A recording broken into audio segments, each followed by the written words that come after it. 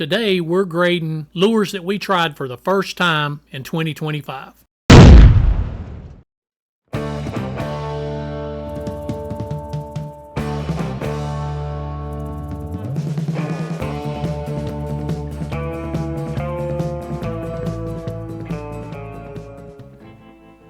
Hey there, Bob here.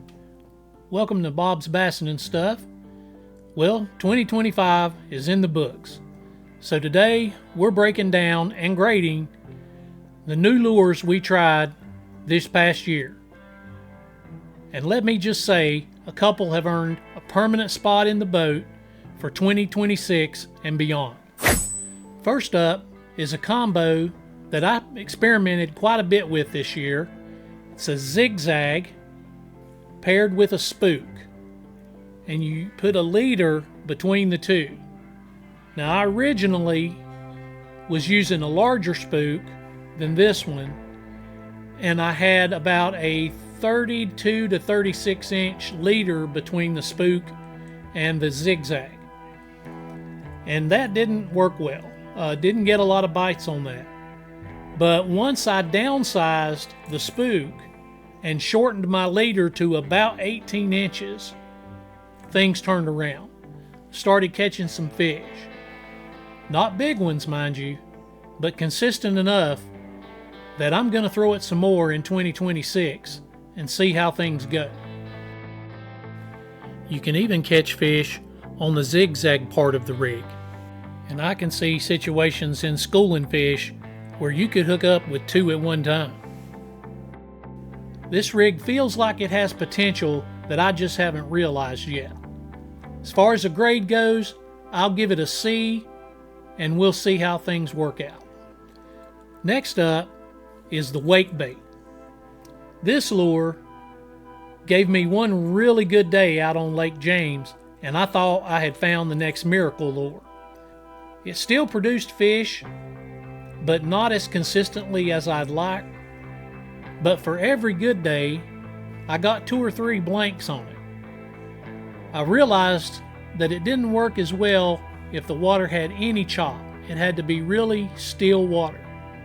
But still, in calm water, that subtle waking action is hard to give up on. I'll be trying it again in 2026 to see if I have better results. So the wake bait gets another C, a middle of the road bait that we'll keep experimenting with. Now this next one, I think we've got something special here.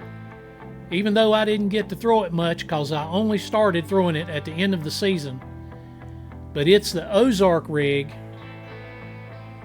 paired with a creature hog. That's the first one on the Ozark rig.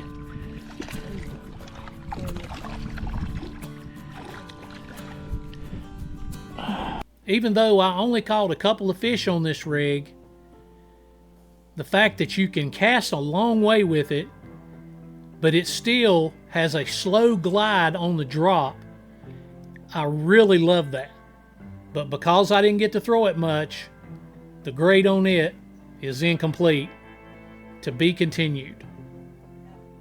Okay, now this one looks weird, but man, it catches fish.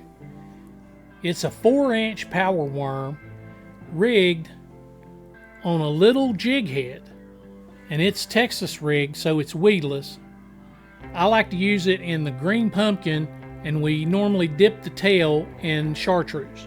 And yes, it rigs crooked, but if you throw that thing around docks, especially for spotted bass, they will dogpile it. It does rig a little funny, and it'll get hung up in brush if you try and fish it in heavy cover. But this one earns a B because it will slay the fish around docks. And finally, we have the MVP of 2025 and the bait that Ray has fallen hopelessly in love with. It's the hula grub, rigged on a shaky head. Shout out to my friend Rick, who brought this to work and told me, man, you've got to try this. And was he ever right?